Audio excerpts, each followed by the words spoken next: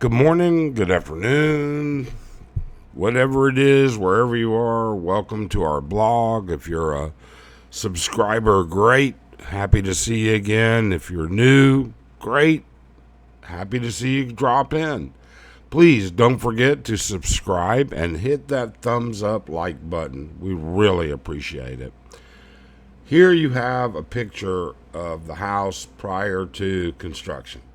You can see the roof and you can see the single level, and it's pretty gruesome. That being said, now you're going to show you what happened to the roof and where we went from there. Stay tuned.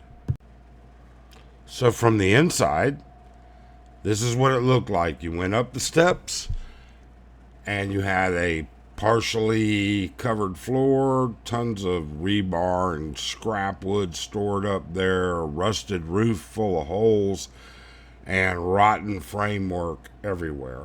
Not to mention the fact that the roof was at a pitch that made it impossible to stand up when you were more than, say, 8 or 9 feet off center. Not even that far, 4 feet off center in either direction. Big difference, huh?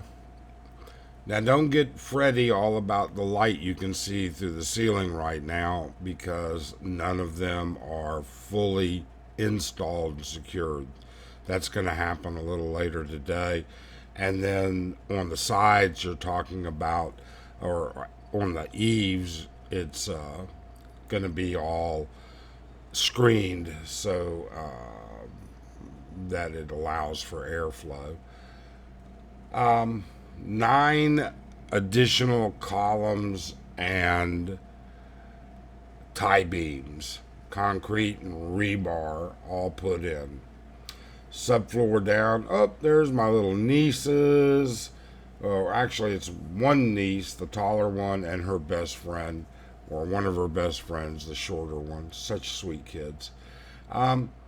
Either way, a lot of rebar, a lot of concrete, a lot of everything. Then we got the subfloor down and then put up the roof. And it was quite an ordeal because you could only do half at a time because we had to cover the other half of the house because of the rain. It's constantly raining here during the rainy season. We didn't want the subfloor to get soaking wet.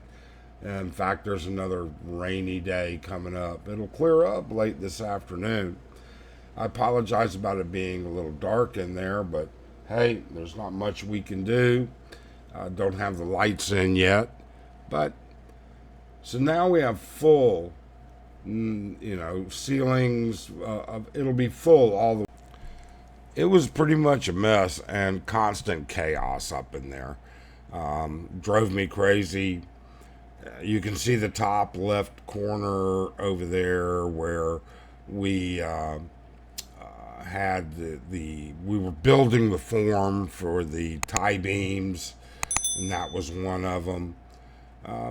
But we got it all done, and that was what was important. We got it done without soaking the floor. It's 3/4 inch marine grade plywood, which here is quite expensive, unfortunately. And now we have a basic shell to work with and build out the upstairs master bedroom, master bathroom, a sitting room, and actually going to be able to fit in a small guest room, storage room. So that'll be pretty nice. So now, how bad did it really look? Well, look at this. So all the scaffolding that you see that they're putting up there, they had to tear. That's all left over from tearing down the roof. A lot of that scrap wood they built it themselves. Um, the framework for the roof, that's all hand welded. That's literally 10-foot lengths of metal furring that we had to cut and weld each piece all together with everything. And it was quite an ordeal. These guys had to assemble some on the ground, some in place, weld in place, because we had to tie all that down to make sure that it was all going to be structurally sound for when the big storms come during typhoon season. We couldn't actually finish the walls, or actually the roofing, until we got the walls done, because we had to tie the roof supports into the walls, into the tie beams, or what they called. So again, you can see, it was an ordeal. All the new columns, you can see even outside columns we put in because we actually extended the roof. You can see all the concrete laying off to the side and the piles of sand. It was a mess, and it wasn't. It didn't look like we were going to be heading in the right direction until the end, to be honest with you.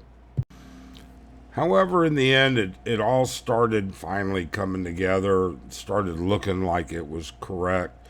We put in all the eaves, we put in all the under roof cladding, we put in all the finishing pieces and parts to the tie beams, and all the smooth cement to get everything ready for waterproofing and painting, because that's going to be coming up here pretty soon.